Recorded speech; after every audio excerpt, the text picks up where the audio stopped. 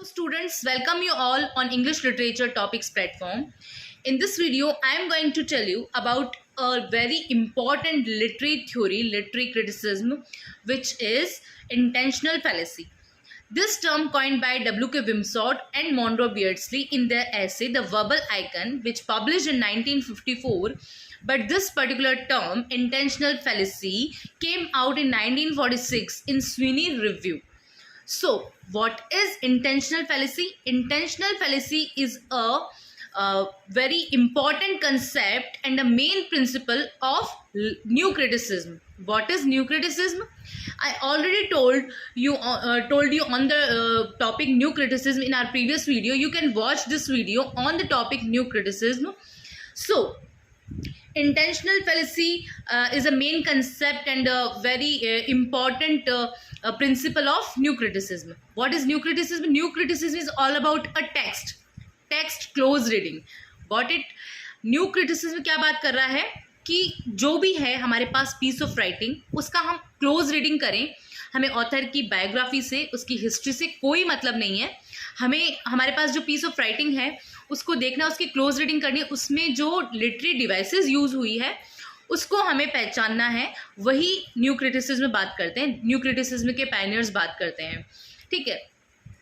Intentional fallacy क्या है? ये एक मेन प्रिंसिपल है न्यू क्रिटिसिज्म का. तो ये बात करता है कि intentional fallacy means intention. Intention क्या होता है? इरादा. सो इंटेंशन है कि किसी भी ऑथर के माइंड में जो प्लान और डिज़ाइन आती है, दैट इज़ इंटेंशन.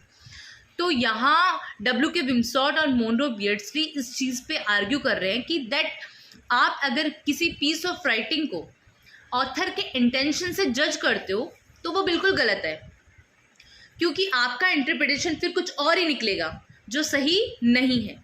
समझ गए आप कि क्या बात कर रहे हैं? इंटेंशनल फैलेसी होती है कि अगर कोई भी आपके पास पीस ऑफ राइटिंग है तो आप उसको क्या करो, आप उसको इस चीज़ में ले कि ये जो है पीस ऑफ राइटिंग वो ऑथर्स के उसमें ऑथर का इंटेंशन कैसा है. पर यहाँ बोला जा रहा है कि नहीं, अगर आप किसी पीस ऑफ राइटिंग को अगर इंटेंशनली पढ़ते हो तो वो बिल्कुल गलत है. आप उसका सही इंटरप्रिटेशन नहीं कर सकते, क्योंकि आपका इंटरप्रिटेशन फिर पता नहीं क्या हो जाएगा. ठीक है. इंटेंशन क्या है कि किसी भी ऑथर के माइंड में जो प्लान और कोई डिज़ाइन है, दैट इज़ इंटेंशन. और वो इंटेंशनली किसी पीस ऑफ राइटिंग को लिखता है तो उसका इंटेंशन अगर हम देखने लग गए तो हम उस जो पीस ऑफ राइटिंग है उसका इंटरप्रिटेशन पता नहीं कैसे करेंगे. इसलिए इंटेंशन के अकॉर्डिंग हमें किसी भी पीस ऑफ राइटिंग का इंटरप्रिटेशन नहीं करना है. उसके अलावा it also you can say that it also means that act of reading is an autonomous activity. Act of reading is an autonomous activity which is not controlled by the author's intention. ठीक है. Act of reading is an autonomous activity which is not controlled by the author's intention. कि जो act of reading है वो एक autonomous activity है, वो कभी भी ऑथर्स के इंटेंशन से कंट्रोल नहीं होगी. ठीक है. तो हमें किसी भी पीस ऑफ राइटिंग का इंटरप्रिटेशन ऑथर्स के इंटेंशन के अकॉर्डिंग नहीं करना है. इंटेंशनल फैलेसी यही बात करती है. बहुत ही सिंपल से इसमें बात की गई है that what is intentional fallacy? A false idea that many people believe is true. ठीक है. A false idea that many people believe is true. देखो ये कैसे पॉसिबल है.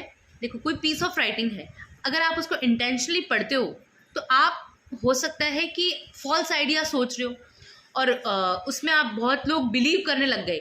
अगर सपोज मैंने आपको कोई पोएम पढ़ाई, वो उसका इंटरप्रिटेशन मैंने बिल्कुल इमोशनली और ऐसे कर दिया कि हाँ मतलब बिल्कुल अपने इंटेंशन से ऑथर के इंटेंशन को मिक्स करके कर दिया, तो वो अगर आप मेरे से समझ के दूसरों को पढ़ाएंगे तो क्या होगा, उसको लोग सही मानने लग जाएंगे. तो ये चीज़ बिल्कुल गलत है. A false idea that many people believe is true is intentional fallacy, is an intentional fallacy term. Intention is the design or plan in the mind of author or artist that the success of a poem referring to any literary work of art, not just poetry, depends on the realization of meaning. Its success its success does not depend on the author's intention. यहाँ सबसे बड़ी main चीज़ ये बात की गई है कि अगर कोई पीस ऑफ राइटिंग की सक्सेस है तो does not depend on the author's intention, ये ऑथर के इंटेंशन पे डिपेंड नहीं करती है। तो आपको इंटेंशनल फैलेसी से बचना है। आपको इंटेंशनल फैलेसी से किस लिए बचना है? क्योंकि अगर आप इंटेंशनल फैलेसी के अकॉर्डिंग चलोगे तो किसी भी पीस ऑफ राइटिंग का आप रॉन्ग इंटरप्रिटेशन करोगे और उसको फिर क्या करेंगे, लोग जो है ट्रू मानने लग जाएंगे धीरे धीरे। तो एक फॉल्स आइडिया है ये, intentional fallacy is a false idea which many people believe is true, कि जिसको बहुत सारे लोग सही मानने लग गए। और ये तो मैंने बताई थी आपको, that act of reading is an autonomous